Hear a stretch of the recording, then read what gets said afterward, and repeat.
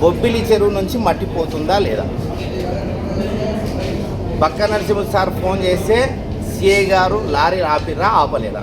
ఇప్పుడు బొబ్బిలి చెరువు పైన వచ్చే మట్టి పైన తాడ్పాలు వేసి తీసుకుపోతున్నారా లేదా? అసలు మట్టి పోతుందా లేదా? ఇరిగేషన్ ఉన్నారా లేదా? అధికార పక్షం ఉన్నదా లేదా? ఆఫీసర్ ఉన్నారా లేదా? లేదు అంటే ఇతనికించి ఒకరు పోయి చెప్పుకుంటూ పోతుంటే ఇంకో వసూలు చేసుకొని పోతున్నారు అనేది అనిపిస్తుంది తప్పించి మట్టి పోతుందా లేదా అనేది ఈ పత్రికా ముఖ్యంగా మీ పత్రికా విలేకరులే చెప్పాలి. పోతుందా లేదా? ఇరిగేషన్ పర్మిషన్ ఏమైనా ఉందా? మీకు తెలియాలి. అది ఉందంటారు. మీరు అన్నింటినీ ప్రశ్నిస్తారు. లారీలకు ఉంది ఇప్పటివరకు ఎంత తీసిరు? ఒక డెప్త్ ఒక గుంతను కొట్టినప్పుడు ఎన్ని క్యూబిక్ మీటర్లు పోయింది, మీరు ఎన్ని క్యూబిక్ మీటర్లు పర్మిషన్ తీసుకున్నారు అనేది వస్తుంది. ఆ సాంకేతిక పరిజ్ఞానం ఉందా లేదా? మళ్ళీ ఎందుకు ఆపిరు ఒక రోజు? నిజంగా ఎన్ని ట్రిప్లకు పర్మిషన్ వచ్చింది? అసలు ఎక్కడ పోతుంది? ఎక్కడ నుంచి ఎక్కడ కొట్టడానికి పర్మిషన్ ఉంది? ఒకసారి చూపెడితే పత్రికా ముఖంగా మాకు కూడా అర్థమవుతుంది కదా. అవును తీసుకుపోవచ్చు, రాయల్టీ కట్టి తీసుకుపోండి, కానీ రాయల్టీ చూపెట్టండి. ఎన్ని బండ్లకు పర్మిషన్ ఇచ్చిందో చెప్పండి. మీరు విజిట్ చేస్తారా? మేము విజిట్ చేస్తామండి. మాకు నిన్న మొన్న ప్రజా సమస్యల మీద పోరాడుతున్నాము. మాకు రీసెంట్గానే తెలిసింది ఉరిధాన్యం గుంటలు రండి అని చెప్పి ధర్నాలు కూడా చేస్తున్నాము, స్పందిస్తున్నాము ప్రజా సమస్యలపైన. కానీ ఇది ప్రజలకు సంబంధించిన ధనము.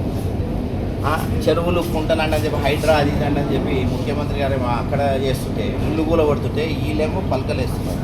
నేను ఇంత గట్టిగా చెప్తున్నా, మీకు ఆ పలకలు పీకే ధైర్యం ఉంటే మీకుండి, లేకుంటే ప్రెస్ మీట్ పెట్టకుండి. అన్యాయం జరిగింది, నిజంగానే చేస్తున్నారు అనేది తెలుసు, సుస్పష్టం. పత్రికా విలేకరులు కూడా అని చెప్తున్నా, వాళ్ళు వేస్తే వాళ్ళ పేర్లు రాస్తున్నారు. మీరు ఏం రాస్తున్నారు? ఆయన వచ్చిండు, ఆయనకి ఈయన వచ్చిండు అంటారు. అరే వేసిందే వాళ్ళు, మళ్ళీ వేసింది ఎవరో చెప్పండి.